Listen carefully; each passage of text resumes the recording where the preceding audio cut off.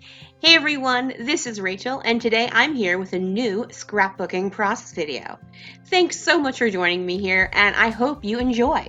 If you could flick me a thumbs up, that would be super awesome, and I would love it if you would become a subscriber. You can also click on the notification bell so you always know when I have a new video up. Alright folks, let's get going!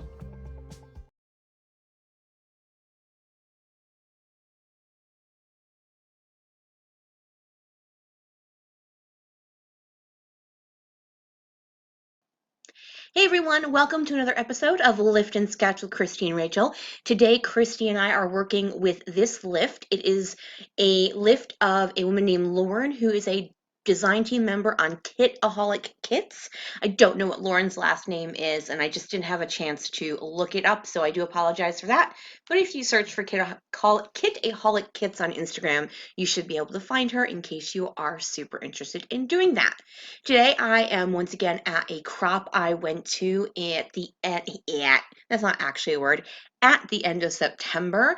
I am working with a page kit I put together made up of Chamel's box of crayons, and rather than doing mixed media like in the original layout, I did decide to use a bunch of circle dies to cut out multiple size circles in several of the different pattern papers that were in my page kit. These are not my circle dies. Several people brought dies and several people brought big shots, and I used those to make these circles since I had them available to me. So right now I'm just trying to get the layout of the upper left to lower right diagonal with the circles. I'm not I'm not unhappy with them, but there's something that's bothering me, and I realized it's that I had those 4 red circles, and for some reason it was bugging me, so I added one more, and now I am far happier with it. Now, I don't want to move everything, so I'm just using my liquid glue. Normally, I would use my ATG, but because I actually really liked where they were right then, I'm like, you know what? I am just gonna keep them where they are, and using the liquid glue was easier to do this than trying to get my ATG under there.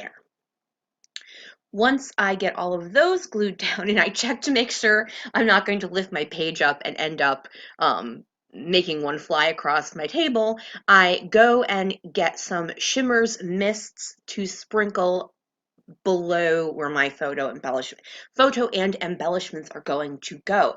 Lordy, I am having a hard time speaking.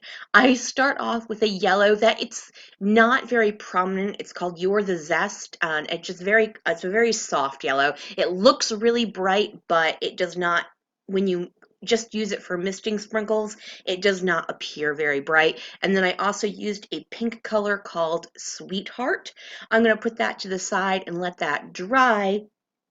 Now, when I put this page kit together, my thought was to use these clouds for my journaling, but the truth is I really didn't have a lot of journaling to do for this. So when I looked at my journaling, because I pre-journaled everything onto a computer, like a Word document, I'm looking going, I really don't need to do that. So instead, I put that to the side. I am going to end up using that in a different way.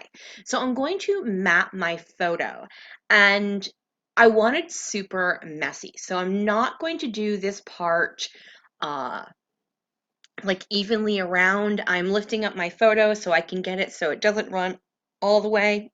And then I think, oh, I can use that blue piece and just use it as a mat, and it'll be great because I'll be able to run it off just one side.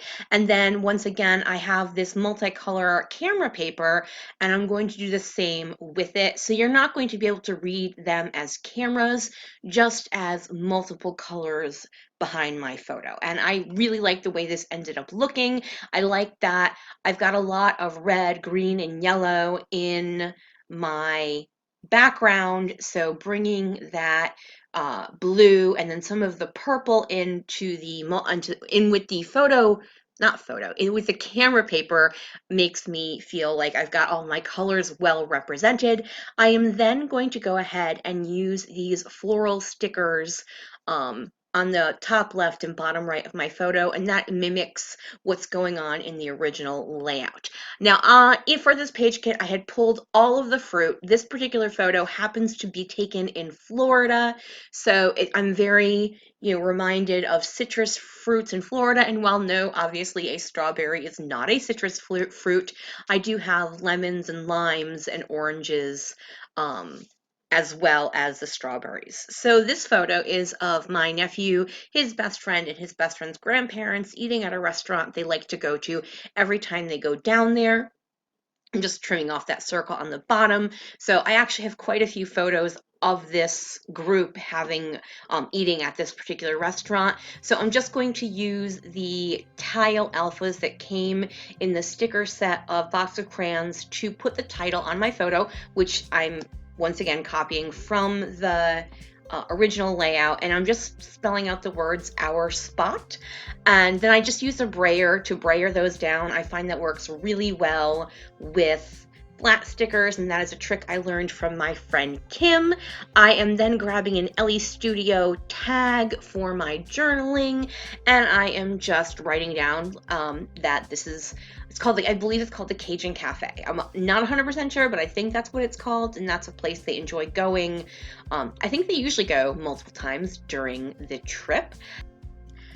That finishes off my layout. Make sure to head on over to Christy's channel and check out her take on this layout.